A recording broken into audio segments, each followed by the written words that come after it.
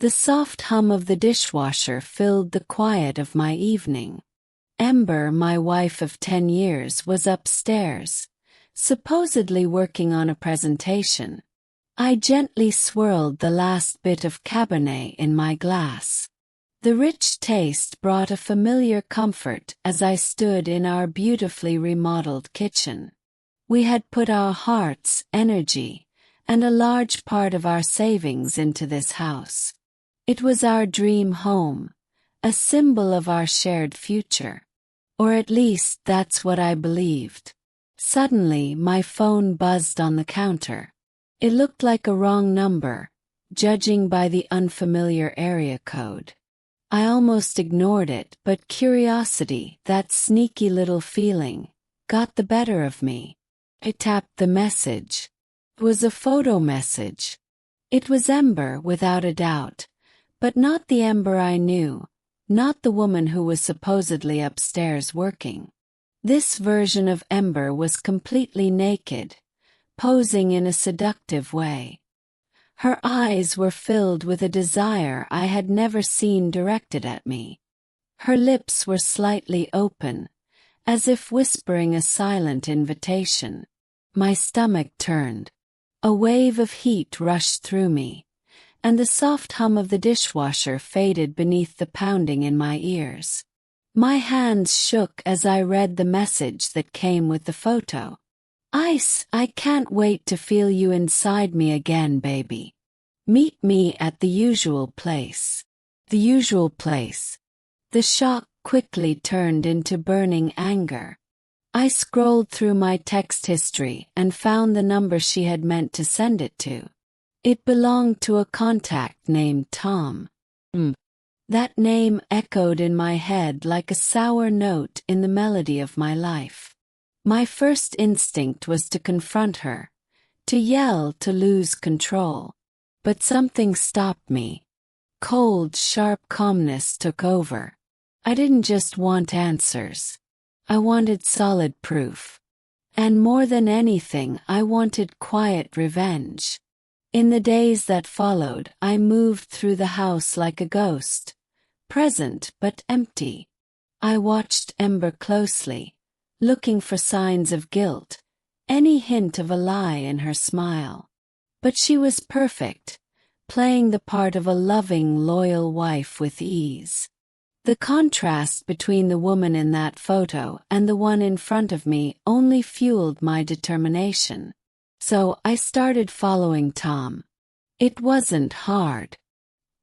He wasn't exactly subtle, posting selfies from a nearby gym, showing off his average muscles like he was some kind of star. His social media screamed fake confidence, trying to cover up his insecurity. I found out his full name, where he worked, even his home address. He worked as a personal trainer at the same gym Ember had recently started going to. Suddenly, everything made sense, painfully clear and sickening. I decided to hire a private investigator. It wasn't cheap. It drained the savings we had set aside for a family vacation, a trip that now felt like some kind of cruel joke. The investigator confirmed what I had feared. He gave me photos, times, dates, a full detailed report of their affair. The usual place turned out to be a cheap motel on the edge of town. The irony hit hard. We had a beautiful home, a life we built on what I thought was love and trust, and she chose that. The day I decided to confront her felt like a storm rolling in. I called Ember and told her I had a surprise planned for her. She sounded happy, clueless about the storm she was about to walk into. I drove to the motel with the investigator's pictures in hand, each photo stabbing a little deeper into my chest. Then I waited. It didn't take long. Tom's familiar car pulled up. He stepped out with that same cocky grin on his face, then disappeared inside, completely unaware that I was parked across the street, recording everything with my phone. A few minutes later, Ember arrived. She looked stunning. Her eyes sparkled with excitement, completely unaware of what was coming. She almost skipped into the motel room. My hands tightened on the steering wheel, the leather creaking under the pressure. I waited another hour, letting the tension build for them and for me. Then I got out. I walked to the room with the investigator's photos tucked into my jacket. I knocked. Inside, I heard quick shuffling, hurried movements. The door opened slightly. Ember stood there, her face flushed, hair messy. Her eyes grew wide with shock when she saw me. "Surprise," I said in a low, cold voice. I pushed past her and entered the room. Tom stood there, only half-dressed, his face frozen in confusion and fear. The room reeked of cheap perfume and stale cigarettes. It was the perfect setting for the ugly truth that was about to come out. I tossed the photos onto the bed. Ember's face went pale. Tom began to mutter something, trying to explain, but I cut him off. All the anger I had buried for days finally exploded. I lunged at him, my fist connecting with his jaw. He fell to the floor, groaning. I didn't stop. Each punch was a small release, one strike for every lie, every betrayal that tore my world apart. Ember screamed, pleading for me to stop, but I couldn't. The pain was too raw, too deep. Finally, I stood over him, breathing heavily. My fists were bruised, bloodied. He lay there on the floor, a broken, pitiful mess. I turned to Ember. My voice shook with a mixture of heartbreak and fury. "You disgust me," I said, my words sharp and cold. This is what you chose over us, over our home, over everything we built." She broke down in tears. Her voice cracked with guilt and fear. "I'm so sorry." I let out a laugh, dry, hollow, empty.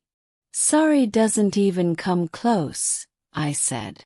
Then I walked out, leaving both of them in the mess of their dirty affair. The drive home was a blur. I felt numb, disconnected, as if I were watching someone else's life unravel. The next few weeks were filled with chaos, lawyers, legal papers, and the painful process of tearing apart the life we had built together. Ember tried to apologize, to explain, but her words meant nothing. The trust was destroyed. Nothing she said could fix that. The house, once a symbol of our shared dreams, now felt like a prison.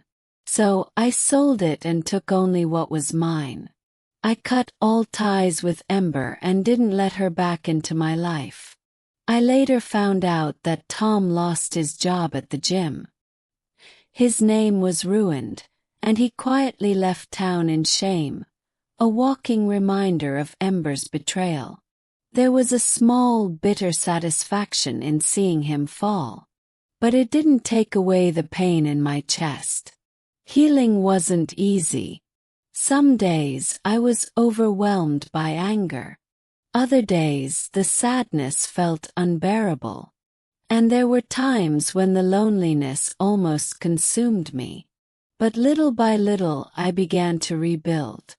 I moved to a new city, started fresh with a new job, and slowly made new friends. The wounds from that betrayal didn't just vanish, but they became part of me, a lasting reminder of what I had survived. Those scars told a story, not of weakness but of strength. They proved that I had endured, and that I had risen from the ruins of a shattered dream. Now, the quiet hum of a new dishwasher fills my new kitchen. A different sound in a different place, marking the start of something new. The past is still there, a faint whisper in the silence, but it no longer controls me. I'm free.